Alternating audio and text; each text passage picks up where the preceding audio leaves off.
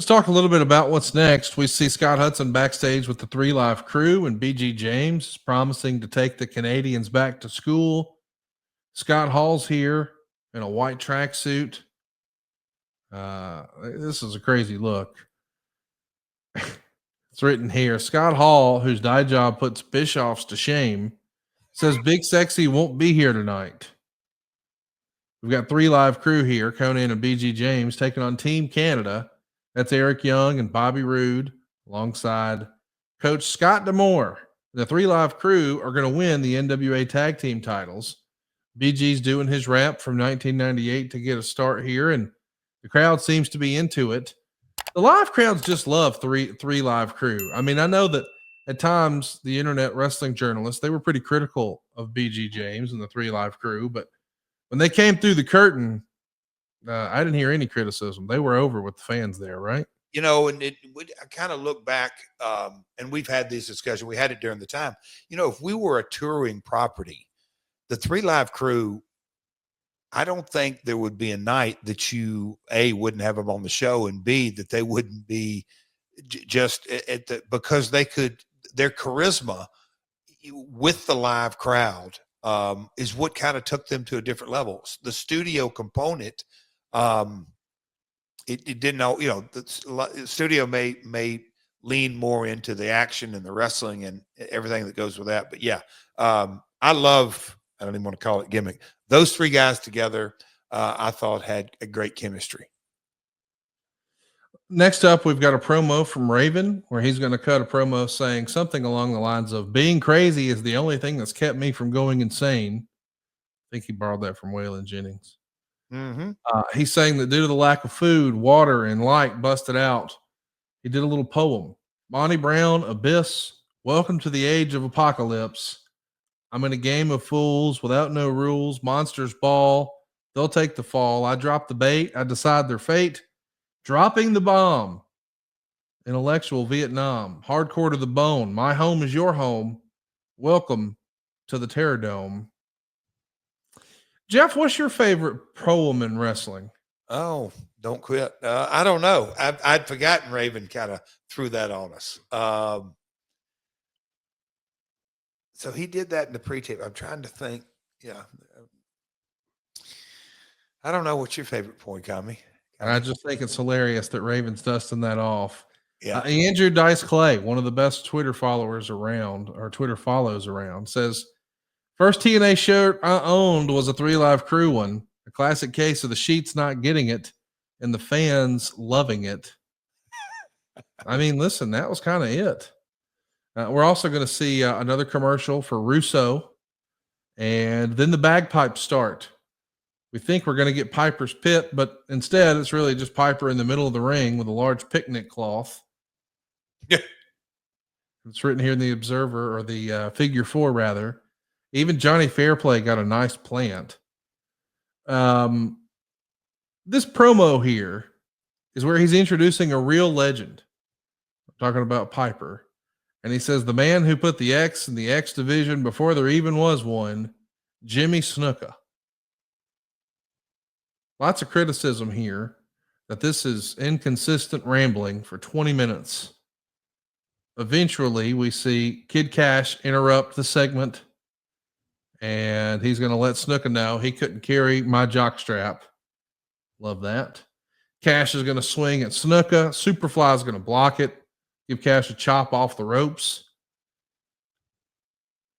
Anyway, Shane and Kazarian somehow get involved. Sanjay Dutt's doing a run in for the older folks.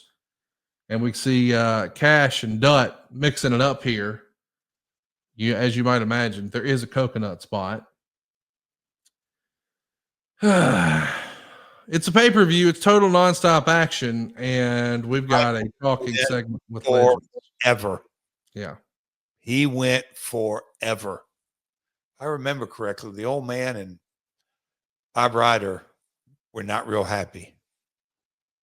Yeah, I'll just say that. That thing went forever. Like, oh, I'd have to look at. Anyway, we had to readjust times quickly. Me and Jeff were cut that night as well, but it was a mess. Piper just, yes, he just said, "Screw it, I'm going to talk as long as I want." Less is more was never in his mindset. Were you thinking, when this happens, are you at what point do you guys say, "Hey, we love Piper and we love his work and we respect his status as a legend of the business, but man, this just ain't a good fit. The juice ain't worth the squeeze for us." Is this Right it? here, right here. Yeah. Yeah. Yeah. Now we're going to hear from Monty Brown, and he's going to tell us there's nothing more dangerous than a caged alpha male, and he's promising to end Raven's delusion of grandeur, and he's promising to end Abyss's constipation problems. And then he's going to do a wonderful impression of the monster Abyss taking a monster dump. You want to give us an impression of Abyss taking a dump? I know you've seen him take a lot of dumps in fantasy football.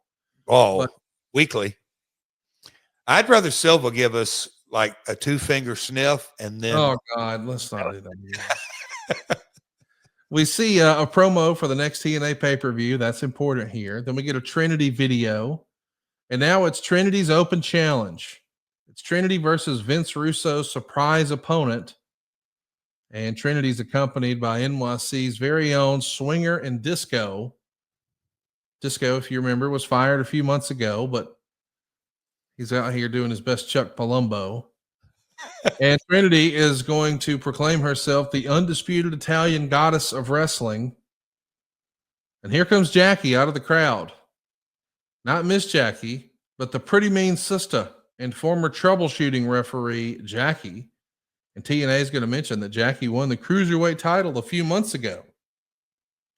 How did your old pal Jackie Moore wind up coming into the company? You know what? And I'm sitting here looking at this these screen grabs that we see Mr. Referee Mike Posey as well.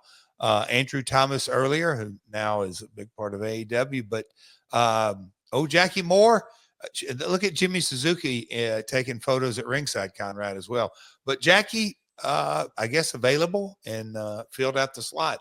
We were trying to pull out all the stops, as you can tell. Snuka, Piper, Jackie, Hall, Nash, Savage. Connie, we were trying to swing for the fences. How far ahead of time was Jackie Moore? I mean, she should have been a part of the women's revolution. I mean, it's right time. I mean, right performer, wrong time, right? I mean, I don't think a lot of our listeners know just what an incredible performer she was and how far ahead of time she was. I mean, way in front, because she was never a bra and panties. She threw punches like a man. She threw knees like a man. Her like I saw in spot shows way back in the day, her and Brian Christopher / Brian Lawler have single matches, and Brian in a good mood, and you may go to him and say, "Hey, we need you guys to do 15 instead of 7 or 8." And Brian was like, "Nope." I mean, he could go 20 and make it believable because Jackie could flat out work and sell. She could be a heel or a baby face. You said it best, Conrad. Way in front of her time.